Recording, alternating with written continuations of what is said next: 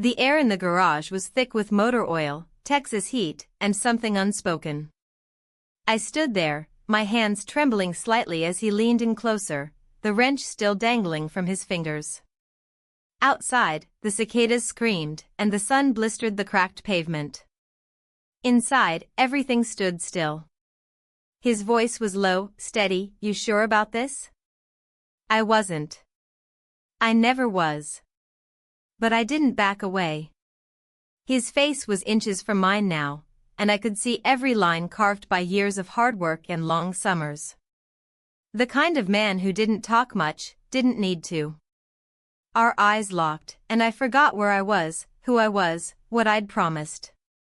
Then, just as our lips nearly met, my husband's laugh echoed from the backyard, loud and sudden. We stepped apart like startled animals, and the moment shattered. Before I begin the story and tell you how everything really happened, answer this question: would you be able to forgive a loved one's betrayal? It started on the 4th of July. Texas heat, beer coolers full of Bud Light, and the grill pumping smoke into the sky like it was trying to signal a rescue plane.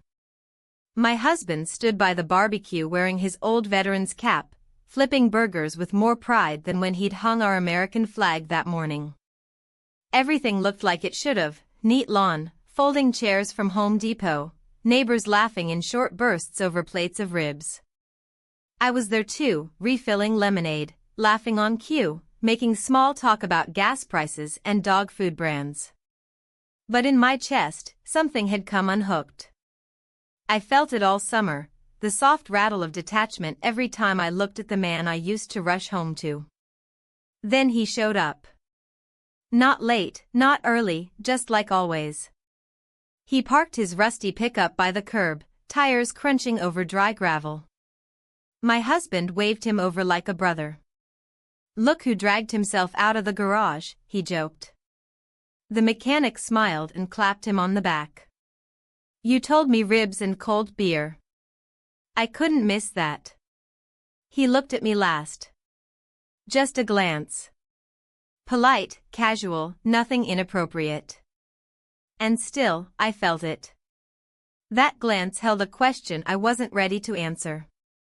After we all ate, the men sat around talking about V8 engines and the time the mechanic fixed my husband's '98 Ford with duct tape and prayer. I cleared the paper plates and headed for the kitchen. A minute later, I heard the screen door swing shut behind me. "You need help with those?" He was already beside me, reaching for the trash bag.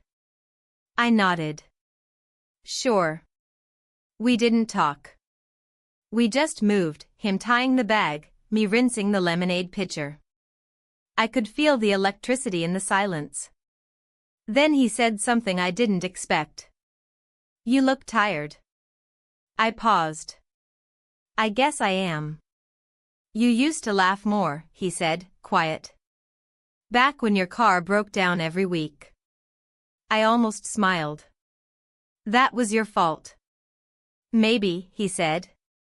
"But at least you used to look at me." Before I could respond, my husband yelled from the patio, asking for more tongs. I passed them through the door without turning. That night, after everyone left, I found myself walking to the garage with a bowl of leftover coleslaw. A flimsy excuse. He was still there, putting his tools away. I set the bowl on the workbench. "Thought you might want something." "Thanks," he said, brushing off his hands on a rag. "This your way of saying you missed me?" I didn't answer. I just stood there. In the following days, our cars became more fragile than usual. The AC stopped blowing. The hood creaked. The kitchen sink even joined in on the fun, leaking like it was in on the conspiracy.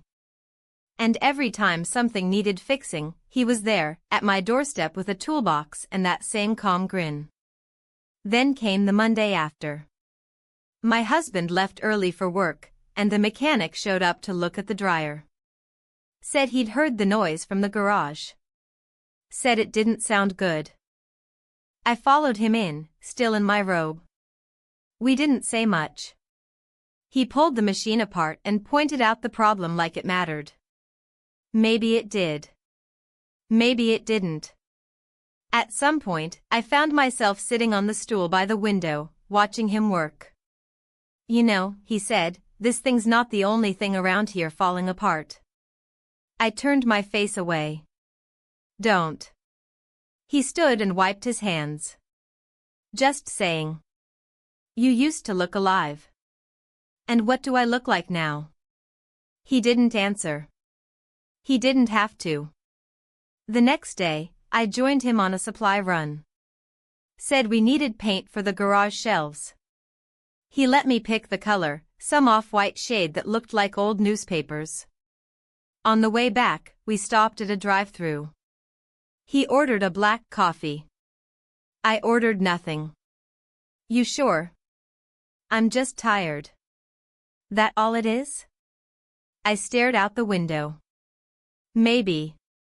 As we pulled into the driveway, my husband was home early.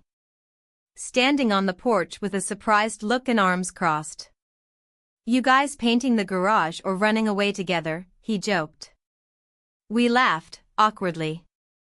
I said something about paint fumes. My husband didn't laugh. That night, he invited the mechanic to stay for a few days in the guest room.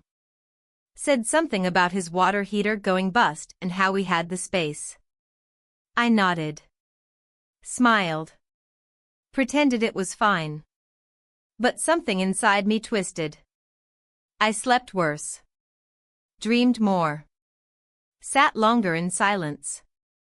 The morning after he moved in, I woke up early and went to the kitchen. There he was, pouring coffee like he'd always lived there. My husband had already left for work. Morning, he said. I nodded, reached for a mug. He poured without asking. I'll fix that squeaky step by the laundry later, he said. I said nothing. Just stirred my coffee. As I turned to leave, he added, You're not the only one pretending everything's fine. I froze. What do you mean? He looked at me, then at the mug in my hand. That's his favorite. But you're using it. And with that, he walked away. It was subtle. Small. But it felt like something cracked. And that's when everything really began. Twist, that evening, my husband invited him to stay indefinitely, said, You're part of the family now. The silence after my husband's words stuck with me like the humidity clinging to the porch screen. You're part of the family now, he'd said, clapping the mechanic on the back like a brother. I forced a smile, nodded, even laughed. But inside, something buckled. By morning, the rhythm of the house had already shifted. I woke up to the smell of burnt toast and WD-40. He was in the kitchen again, his work boots leaving fresh streaks across the vinyl floor I'd just mopped the day before. My husband was gone early, leaving behind a sticky note, meeting in Fort Worth. Back late. Love you.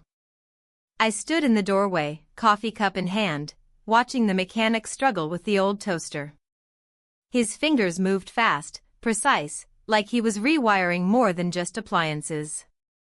You always up this early? I asked, surprised by my own voice cutting through the quiet. He shrugged. Old habit. Tools don't wait.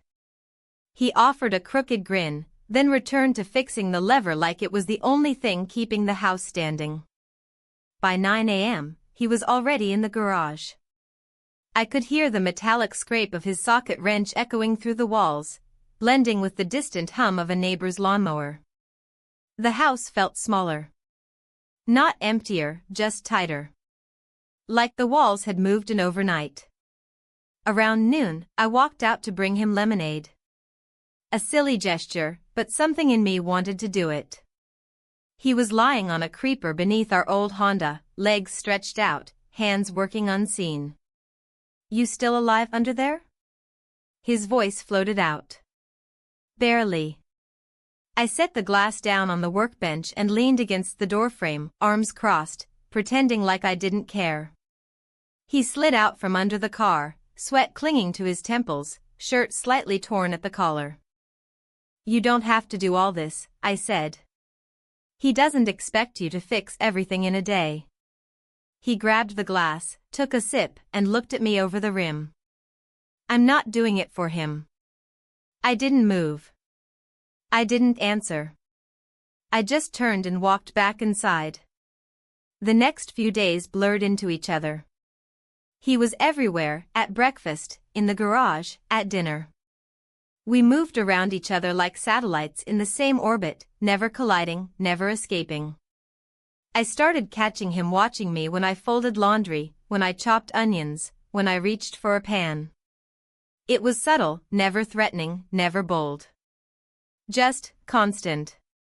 One afternoon, while my husband was out picking up lumber at Lowe's, I walked into the garage to find him sanding a cabinet.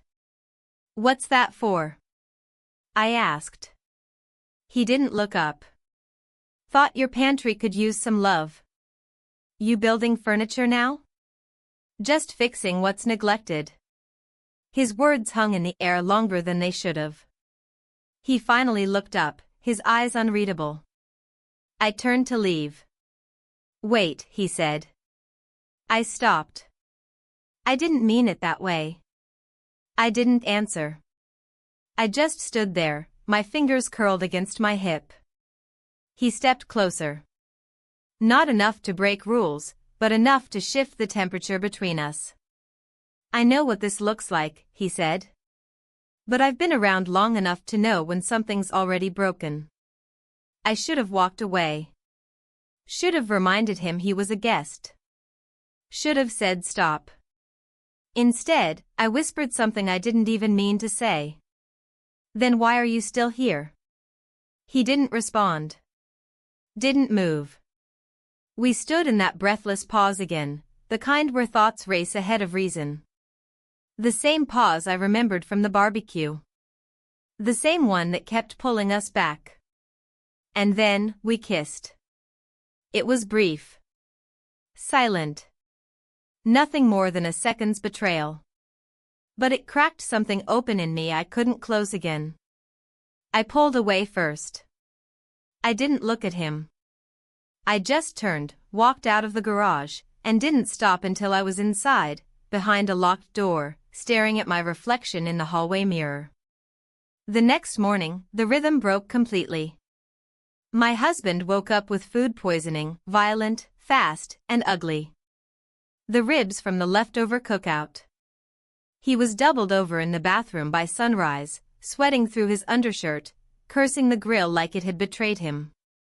I spent the whole day running between the pharmacy and the kitchen, brewing ginger tea, cleaning towels, changing sheets. Every time I passed the guest room, I heard the mechanic moving inside, tools shifting, drawers opening, his boots on the hardwood floor. But he never came out. By dusk, the house had quieted. My husband finally slept, curled on the couch in the living room with a trash can beside him. I stood on the porch, arms crossed, trying to breathe. The mechanic appeared beside me without a word. I hadn't even heard the door open. "How is he?" "Sleeping." He nodded. We both stared at the street, where sprinklers hissed across dying lawns. The whole world felt like it was holding its breath. "I shouldn't have," I started, but he cut me off. "I know. I don't know what I'm doing," I said. He exhaled. "Then don't decide tonight." We stayed there in silence, the distance between us enough to keep us honest. Then came the twist. The next morning, as I made coffee, my husband shuffled into the kitchen looking pale and still exhausted. He sat at the table, rubbing his temples. "You know," he said, without lifting his head, "I've been thinking." I tensed. "Maybe we should ask him to stay long-term. You've seen how much he's done around here. It's like having a second pair of hands. Someone we can rely on." I opened my mouth, but no words came out. He looked up at me, face sincere. "What do you think?" I just nodded slowly, my heartbeat thundering. That night, the mechanic moved his things into the guest room like he was never leaving. The first night he stayed in the guest room, I barely slept. Every sound, creaking wood, humming pipes, the soft thump of footsteps in the hallway, felt magnified. My husband was still recovering, snoring with uneasy breaths on the couch, the blanket tangled around his legs. I lay in bed, staring at the ceiling fan turning overhead, counting the rotations like they could distract me from the weight building in my chest. By morning, everything looked deceptively normal. The smell of brewed coffee drifted in from the kitchen. Sunlight spilled across the dining table where 2 mugs sat waiting. My husband sipped his slowly, still pale but talking more like himself, cracking a half-hearted joke about how the mechanic was turning into a full-time butler. He smiled back with that same familiar ease. "I'll take the title if the pay's good." I forced a laugh. Later that day, he asked if I wanted to come with him to the flea market just outside town. "Need a part one can't find anywhere else," he said. "Would be nice to have company." My husband waved a hand from the couch. "Go ahead, keeps you from pacing around the house." I didn't answer. I just grabbed my bag. The drive was quiet at first. The mechanic focused on the road, country music low on the radio. Flat fields stretched out on either side, dotted with rusted silos and hay bales. I stared out the window, heart beating like I was heading toward something irreversible. "You okay?" he asked without looking at me. "I don't know," I said. He nodded slowly. "That makes 2 of us." We pulled into the lot near noon. The flea market was exactly what you'd expect: makeshift tables, folding chairs, broken fans, hand-painted signs offering 3 $4-1 bolts, and local honey in mason jars. The heat bounced off the pavement in waves. He moved with purpose, scanning each table, lifting tools, checking labels. I followed like a shadow, answering when necessary, smiling when noticed. We talked about everything except what mattered: garden hoses, car wax, bad coffee. Near the back of the lot, under a faded blue canopy, we stopped to look at a box of old carburetors. He bent to pick one up, turning it in his hands with reverence. "This one's a classic," he said, then looked up. "Like you." I stared at him. "You ever wonder how long people can live 2 lives at once?" he asked, his voice quieter now. I didn't answer. He stood up, wiping his palms on his jeans. "I think I found what I need." We didn't talk much on the drive back. The radio played songs I didn't recognize. We passed a barn with peeling paint, a group of kids selling lemonade, and a sign for an estate sale that neither of us acknowledged. When we turned onto my street, my husband's truck was gone. A note taped to the front door explained it: "Went to pick up decking supplies. Back before dinner." Inside, the silence pressed harder. I took off my shoes, set down my bag, went to the kitchen and started wiping counters that weren't dirty. He followed me in a few minutes later, holding the part he'd bought. "I'll be in the garage," he said. I nodded. "I'll bring you something to drink." By the time I joined him, he had the Honda's hood open again, elbows deep in wires and metal. I set the glass down. "You really gonna fix everything in this house?" He looked at me, forehead streaked with sweat and grease. "Trying." "Why?" He paused. "Because I care." We stood there. Just like before. Silence thick enough to drown in. And then, we kissed. It was slower this time. No confusion. No stumble. No rush. Only certainty. But just like before, I was the one who pulled away.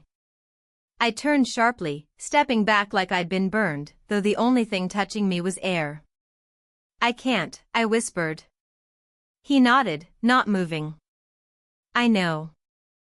The rest of the afternoon passed in fragments. My husband came home around 5, arms full of planks and frustration about a wrong-sized bracket. I helped unload without speaking much. We ate dinner on the patio, grilled cheese sandwiches and tomato soup because I had no energy left for anything else. The mechanic stayed mostly quiet, sipping iced tea, nodding along to my husband's chatter about backyard plans and deck varnish. As night fell, I found myself outside again, sitting on the porch swing with a blanket pulled tight around my shoulders. The crickets were loud, the air heavier than usual. I stared at the garage light glowing through the window. He was still in there. I didn't go to him. I didn't sleep either. The next morning started early again. My husband left before sunrise to meet a friend from work. I packed his lunch like always, kissed his cheek, watched him drive off. When I turned around, the mechanic was standing in the hallway. "We should talk," he said. But before we could, a loud knock came from the front door. It was the neighbor, Maggie, the one with the overly trimmed lawn and the attitude to match. "Morning," she said, shifting her sunglasses up. "You know your car's been sitting in the driveway for a while now. Saw you two out yesterday. You fix it yet?" He stepped forward, wiping his hands on a rag. "Almost there." She gave a tight smile. "That's good. I've got a nephew who's a mechanic too. Works fast. Doesn't linger." The implication was sharp enough to cut. I forced a grin. "I'll let you know if we need help." As she walked away, he looked at me, face unreadable. "Maybe we're not as invisible as we thought," I said. He didn't answer. That afternoon, he suggested taking a break. "Drive with me," he said. "Just for an hour." I hesitated. But I agreed. We ended up on the edge of town, near Lake Travis, where the road curved sharp past tall trees and a few scattered houses. He parked at a dusty overlook. Below us, the water shimmered under the late-day sun. "Why here?" I asked. "Peace," he said. "It's the only place I can think straight." I stood next to him, arms crossed, watching a boat drift in the distance. And then he said it. "I've been looking at places to move. Away from here. Away from all of it." I turned. "What do you mean?" "I mean, maybe I'm not the only one who needs to start over." He didn't look at me when he said it. Just kept his eyes on the water. And then came the twist. As we drove back into town, turning onto our street, I saw a familiar truck parked in our driveway. But it wasn't my husband's. It was my father's. Unannounced. Unexpected. And sitting in the passenger seat was my mother. Both of them smiling. They had come to stay. They were already halfway up the driveway by the time I stepped out of the car. My father lifted his hand in a big, waving arc like we hadn't spoken in years. My mother wore one of her floral tops with shoulder pads, the kind she always insisted made her look structured. They were both smiling, cheerful, like they'd just driven across the state for brunch. "We thought we'd surprise you," my mother beamed, reaching to hug me. And they did. They hadn't been here in almost 2 years, and now they were hauling overnight bags and a cooler from the back of the truck as if this had been planned for weeks. I stood frozen on the porch while they moved around me like it was their house. I kept looking toward the garage, wondering if he was still inside, wondering if he had seen. My mother stepped through the doorway first. "Still smells like your cinnamon candles." I always loved that. My father followed, arms full of groceries. "We brought ribs from that place off 290 you used to like. And a bottle of that peach wine." I nodded slowly. "That's really thoughtful." Inside, they spread out fast. My mother headed for the guest room, his room. My father wandered into the living room, inspecting the TV setup like he was about to rewire it. I stood in the kitchen, clutching a hand towel, trying to control my breathing. When the garage door creaked open, I turned so fast the towel fell from my hands. He paused on the threshold, dirty rag in one hand, the other still stained with grease. His eyes flicked to the bags on the floor, then to me, and then, before I could signal him to go, my father called out. "Hey! There's the man of the hour." They shook hands like old friends. My father slapped him on the back. "You still working on that junk heap of hers?" "Trying to keep it running," he said with a faint smile. My mother stepped in next, giving him the kind of hug that felt too familiar. "You staying out of trouble?" "Trying my best." She laughed and touched his arm. "Don't let this one work you too hard." It was chaos. Controlled, cheerful chaos. And I was stuck in the middle of it, nodding and smiling and answering questions I didn't hear. At some point, my father offered him a drink. At some point, he accepted. By dinner, the four of us were around the table like it was a holiday. My mother talked about a neighbor's grandson who got engaged to a girl from a megachurch. My father went on about the new brakes on his truck. I passed the corn and watched the mechanic across from me. He barely spoke, but every now and then, his eyes met mine for a second too long. When the dishes were cleared and my parents settled in the living room with a documentary about Route 66, I pulled him into the laundry room under the hum of the dryer. "We can't." "I know," he cut in. "They're in the guest room. You'll have to take the garage." He nodded. "Fine." I looked at him hard. "We have to be careful now." Everything just got more complicated. It was already complicated. I didn't answer. That night, I lay in bed staring at the ceiling again. I could hear my parents laughing softly through the thin walls. I could hear the mechanic moving in the garage, tools shifting, something heavy dropping, the low thrum of his portable radio. I felt like I was split in half. One version of me tucked into a tidy life full of grocery lists and family dinners. The other hiding in the walls, heart racing, breath short, still chasing the moment I hadn't let happen fully. In the morning, things moved fast. My mother was already making waffles. My father was outside cleaning the windshield of my car for fun. The mechanic was nowhere to be seen, though his toolbox was open and his gloves were draped on the workbench like he'd just stepped away. By noon, my husband returned. He wasn't surprised to see my parents, he knew about their habit of dropping in uninvited. He hugged them both, accepted a plate of leftovers, and fell into the couch beside my father like he'd never left. The mechanic returned half an hour later. His shirt was changed. His hands were clean. His expression unreadable. I watched the five of them from the hallway, my parents, my husband, the mechanic, all laughing at a story my father was telling about someone's RV catching fire at a rest stop in Arizona. The mechanic laughed too. I stared at him, trying to read behind the performance, but there was nothing there. Just stillness. Later that afternoon, my mother insisted we drive into town together to catch up. We walked through the aisles of the craft store while she picked out fabric she didn't need. "How's everything with him?" she asked suddenly, not looking at me. "With who?" "Your husband.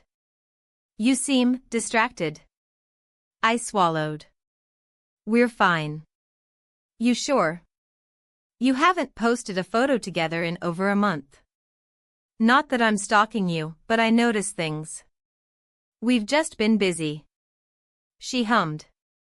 "He seems tired." "He's been working a lot." She nodded and moved on to thread colors, but I felt the seed drop. When we got back, my father was asleep in the recliner. My husband was outside installing new planks for the deck. The mechanic was under the Honda again. I brought him a water bottle, crouched beside him, careful to keep my voice low. We need to talk. He didn't move. Tonight. After everyone's asleep. He wiped his face with the back of his hand. Fine. The hours dragged. Dinner came and went. My parents talked about possibly staying the weekend. My husband didn't object. I said nothing. By 11, the house was quiet. I waited until every light was off except the one in the garage. I slipped out through the laundry room door and stepped into the heavy night air. The garage door creaked as I pushed it open. He was sitting on the floor, back against the workbench, legs stretched out. A fan buzzed in the corner. A single bulb overhead cast long shadows. We can't do this anymore, I said quickly. He looked at me, eyes tired. I didn't come here to wreck anything. But you did. So did you. I sat down across from him, the concrete cold against my legs. I don't know who I am anymore. You're the one who stopped looking at the mirror. I didn't respond. We sat in silence. The kind of silence that says everything's been said. And then, we spent night together. At dawn, I slipped back inside just as the coffee pot beeped. My mother was already in the kitchen, in her robe, tying her hair back. She looked at me and smiled. Early riser today? I nodded and opened the cabinet, trying not to tremble. And that's when it happened. A knock at the door. Firm. Repetitive. My father opened it. The neighbor stood there, holding up her phone. I think you need to see this, she said. Your driveway's been busy lately. She turned the screen toward my father. And his face changed. His face didn't just change, it collapsed. Like every feature lost tension at once. My father took a slow step backward as if the phone in the neighbor's hand was a weapon. My mother, still holding her coffee, tilted her head to get a better look. What is it? She asked. The neighbor kept the screen facing them. It's from our security system. Camera faces part of your driveway. I wasn't looking for anything, just checking morning movement like I always do. I moved closer, but not too close. I didn't need to see it. I already knew what was there. The timestamp read just before dawn. The frame caught the curve of our garage and the mechanic stepping out into the driveway, shirtless, barefoot, pausing to stretch like he lived there. A second later, I followed, hair a mess, cardigan pulled tight around me. The image froze there. I could feel the silence swelling around me like a tide. My father still hadn't said a word. Thought you'd want to know, the neighbor added, lowering the phone. We've had some rumors starting. Folks have noticed the arrangement. She gave a tight smile, turned, and walked back toward her yard. My mother was the first to speak. I think we should go, she said flatly. My father nodded, still numb. They didn't pack quickly, but they didn't linger either. No dramatic speeches. No questions. Just movement. Folding of clothes, zipping of bags, a quiet goodbye that never made it to words. I offered to walk them to the car. They declined. The front door closed with the softest click. I stood there for a while, listening to the sound of tires pulling away. The mechanic appeared in the hallway behind me, eyes already asking what happened. I didn't speak. Just walked past him and into the kitchen, where I started wiping down a counter that didn't need wiping. They saw it, he asked eventually. I didn't turn around. Yes. He sat at the table, elbows resting on the wood. Do they hate you? I don't know. I don't want to make things worse. It's already worse. I kept wiping. The next few hours were a blur of avoidance. My husband worked late. The mechanic stayed in the garage. I kept myself inside, folding laundry that didn't matter, checking expiration dates in the fridge, moving books from one shelf to another. By evening, the mechanic asked if I wanted to take a drive. Just to get out, clear the air. I didn't want to, but I said yes anyway. I was too tired to resist anything. We ended up out on County Road 183, where the grass grew wild and the fences leaned like they'd given up. He pulled into an empty lot that used to be a drive-in theater. Now it was just cracked asphalt and metal posts sticking from the ground like rusted bones. He turned off the engine and sat with both hands on the wheel. We should stop. I know. We said that before. This time it has to mean something. I know, I repeated. I didn't come here to hurt anyone. Least of all you. I nodded but said nothing. I didn't trust my voice. We stayed there until the sun started to dip behind the trees. Then we drove back in silence, each mile adding weight to a decision neither of us could make. When we pulled into the driveway, my husband's truck was already there. He was in the living room, TV off, hands folded. Something about his posture told me he wasn't angry, just emptied out. I ran into your dad at the gas station, he said when I walked in. Didn't say much. Just nodded. I stood still. Is there anything you want to tell me? He asked. I opened my mouth, but nothing came out. That's what I thought. Then he stood up and went to the guest room. Closed the door. Not slammed, just firm, final. That night, I didn't sleep. I sat in the laundry room, lights off, arms around my knees, listening to the tick of the dryer that wasn't even running. My mind was loud. Too loud. The next morning, I woke up to the sound of hammering. I followed it out to the backyard. My husband was tearing down the half-built deck he'd started the week before. I asked if he needed help. He didn't answer. The mechanic came out of the garage a few minutes later. He took one look, then went back inside without saying anything. By afternoon, it was clear something had shifted. The three of us were now parts of a machine that no longer worked. Each of us turning against each other, even if no one said it out loud. Then it happened. I was in the garage, organizing shelves for the 100th time, when the neighbor reappeared. This time, she didn't knock. She stood at the edge of the driveway, holding her phone out again. Not toward me, but outward, like an offering to the world. The video was on Facebook. Not just the moment from her camera, but an edited version. Slowed down. Cropped. Captioned. Garage confessions. Neighborhood secrets. The comments were already piling up. People from the block. Someone from church. Even a woman I hadn't seen in years. I didn't know who uploaded it. Maybe someone she'd shown. Maybe her. But it didn't matter. The image was out there now, me stepping out of the garage before sunrise, the mechanic behind me. No explanations. No context. Just proof.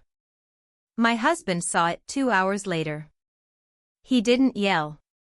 Didn't curse. Just packed a bag in silence, walked out the front door, and drove away. And I didn't stop him. He didn't slam the door. That would have been easier. Cleaner. Instead, he closed it gently, like he didn't want to break anything else in the house. And then he drove off. No yelling. No goodbye. No questions. The engine faded into the evening quiet, and I just stood there on the porch like someone who'd forgotten where they lived. The sun was already low, casting shadows across the overgrown lawn and cracked driveway, the same driveway that had now been watched by more strangers than I could count. I went inside and locked the door, not for safety, but because I couldn't stand the thought of anyone else walking in. The house felt different without him. Not empty, just unanchored. I wandered room to room, not really looking for anything. My husband's toothbrush was gone. His slippers were still under the bed. The balance was off, like a picture frame hanging crooked, but no matter how many times you adjust it, it never feels level again. The mechanic hadn't come out of the garage all afternoon. I knew he'd seen the video. He must have. He always kept tabs on the neighborhood gossip. And now I was the headline. I made dinner that night, mac and cheese and oversteamed broccoli, because something about boiling water felt like control. I set the plate down in front of me and never touched it. I stared at it until it went cold. When I finally walked out to the garage, the light was still on. He was sitting in the corner, legs stretched out, drink in hand, staring at the closed door like it owed him answers. "You don't have to stay," I said. "I know." He didn't move. "This is my mess now," I added. He looked at me then. Not angry. Not apologetic. Just exhausted. "I didn't make that video," he said. "I never thought you did.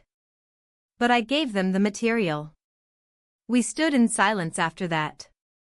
Nothing else felt worth saying. He didn't come back in the house that night. I didn't ask why. By the next morning, the comments under the video had multiplied. Some were jokes, some were sympathy, but most were speculation. Screenshots. Reposts. Even people I hadn't spoken to in years chimed in. One woman from our church group wrote, "Hard to trust someone who hides in their garage at dawn." Another tagged me in a post about morals and fences and visibility. I deleted every app off my phone by noon. But the damage was already done. Around lunchtime, the mechanic walked into the kitchen, holding a duffel bag. It looked light. He set it down by the door. "I need to go," he said. "Where?" He shrugged. "Anywhere else." I looked at the bag. "So that's it?" "I was never supposed to be permanent." "You fixed everything around here." He almost smiled. "Not everything. I didn't ask him to stay. I didn't beg. I just nodded." Then he left without another word. For a moment, I thought that was the end. But it wasn't. 2 days later, I stopped by the grocery store. I thought maybe being out, being normal, might dull the edge of it. I picked up eggs, bananas, a bag of flour I didn't need. At checkout, I noticed the cashier trying not to look at me. She fumbled with the scanner, hands shaking. I realized then she recognized me, not as myself, but as the woman from that video. I walked out without taking the receipt. At home, I poured the eggs into the fridge and opened the pantry just to shut it again. I sat on the couch, picked up the remote, then dropped it. The silence wasn't heavy anymore. It was permanent. But the real blow came 3 days later, when I stopped by the local hardware store to pick up a replacement handle for a drawer in the laundry room. The one he had been meaning to fix before everything imploded. As I turned down the aisle with paintbrushes, I saw him. He was standing behind the counter. Smiling. Laughing. Helping a woman I didn't recognize carry a paint can to the register. He looked good. Settled. Like someone who'd found a different version of peace. I backed up before he saw me. Left the handle in the cart. Walked out into the blazing sun and sat in my car with my hands shaking against the wheel. I drove aimlessly for an hour before heading home. That night, I couldn't sleep. Again. I sat on the back steps, staring at the half-built deck, still untouched since the day my husband walked away. That's when the neighbor's porch light flicked on across the street. And out stepped the mechanic. He wasn't alone. He was laughing with someone else. A woman I recognized from 2 houses down. They stood together for a few seconds, then disappeared inside. I froze. I wasn't angry. I wasn't even hurt. Just stunned at how quickly everything reshaped. I went back inside. I closed the blinds. And I told myself I deserved this. But the twist came the next morning. I opened the front door to grab the paper out of habit. And sitting on the welcome mat was a small envelope. No name. No stamp. Inside was a folded receipt from a rental company 2 towns over. The garage listed on the form? Second Chances Auto. Signed under new ownership. His signature. And underneath, in his handwriting. Fix it or forget it. Nothing more. The paper stayed in my hand for a long time. My fingers curled around it like if I squeezed hard enough, the words would vanish. But they didn't. They stayed there, printed in black and underlined in ink I recognized, his handwriting. Fix it or forget it. I didn't go inside right away. I sat on the front steps, barefoot on the concrete, watching the neighborhood stretch into morning. Sprinklers ticked across dry lawns. A delivery van stopped 2 houses down. Someone jogged by with a golden retriever. No one looked at me. Later, I stood in the hallway holding the receipt again. I stared at it the way I used to stare at my wedding ring when the light caught it just right, like it still meant something, even if I wasn't sure what anymore. Fix it or forget it. I didn't know which one he meant. Us? Him? The damage? It had been a week since the video spread. A week since my husband left. Since my parents stopped calling. Since the neighbors stopped waving. Since I stopped opening the curtains. I told myself I wouldn't go. That I wouldn't drive 2 towns over. That I didn't care. By sunset, I was behind the wheel. The drive was familiar, out past the feed store, the old bait shack, the water tower that never got repainted. A half hour of empty roads and open sky, and then I saw it. A cinder block building with fresh paint and a new sign that looked like it had cost more than everything inside. Second Chances Auto. The name alone made something sink deep into my chest. I parked but didn't cut the engine. For a full minute, I just sat there, listening to it hum. Then I turned the key and stepped out. The garage door was half open. I ducked under and stopped inside. He was there. Alone.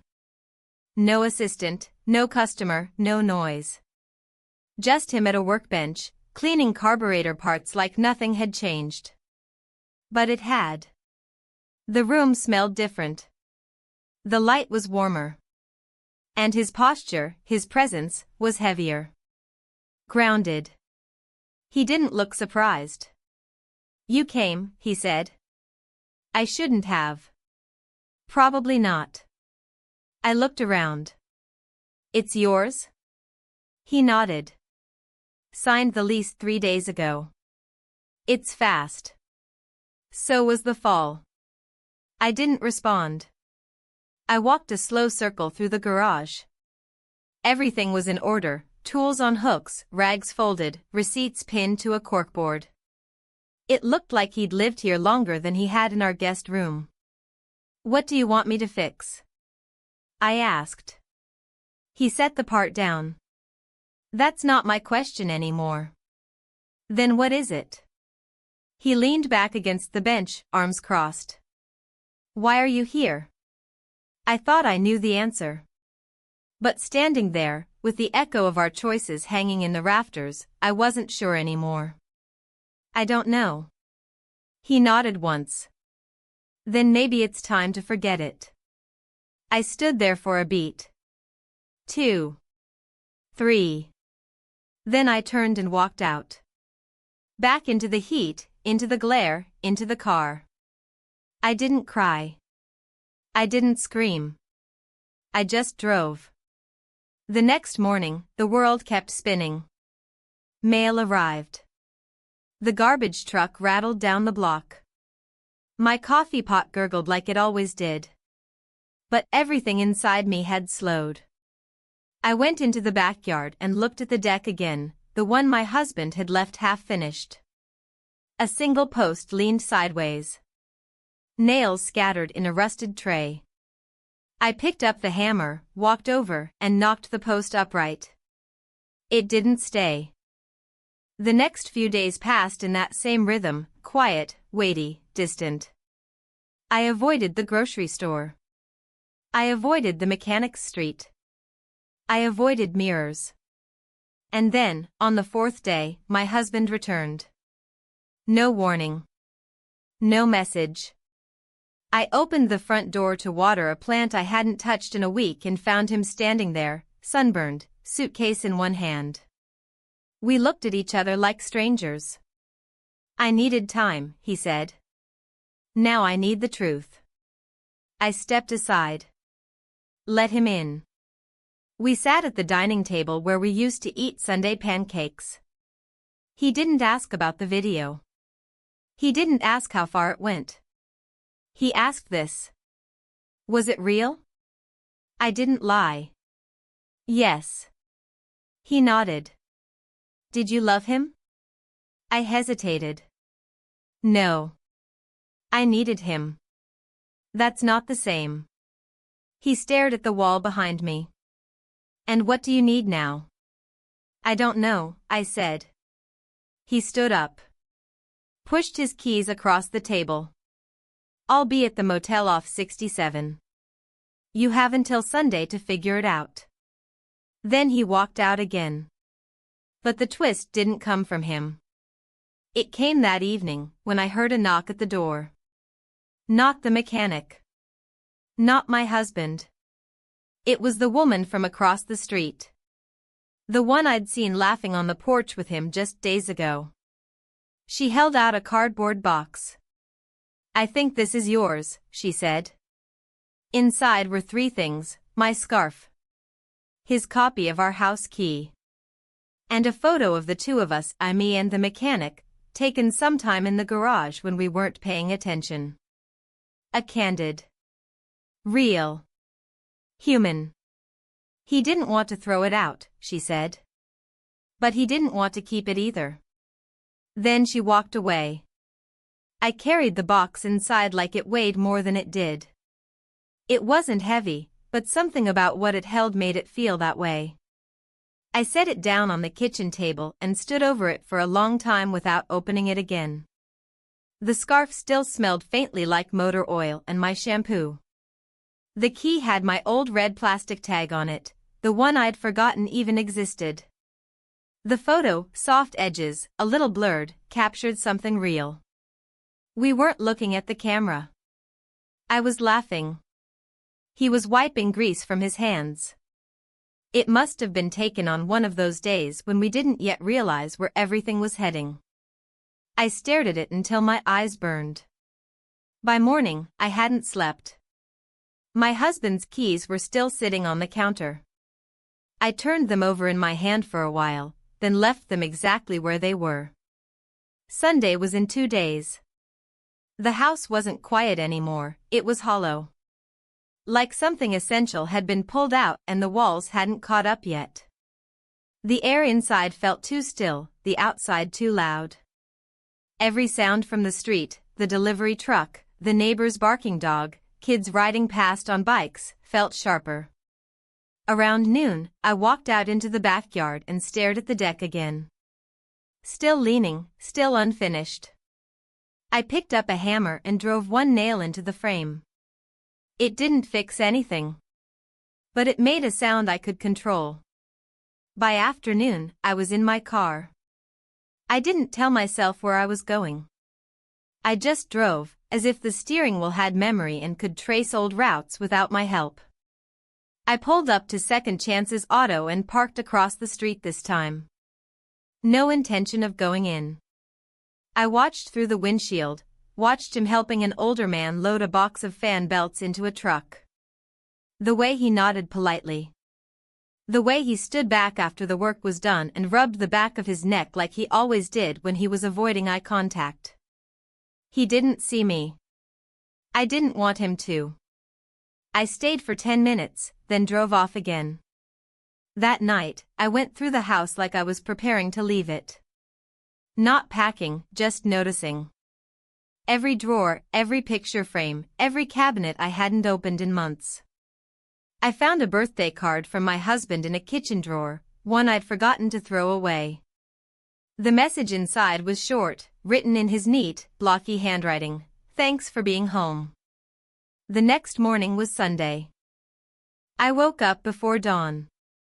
Didn't bother making coffee. Just showered, dressed, stood at the mirror and stared until my reflection stopped feeling like mine.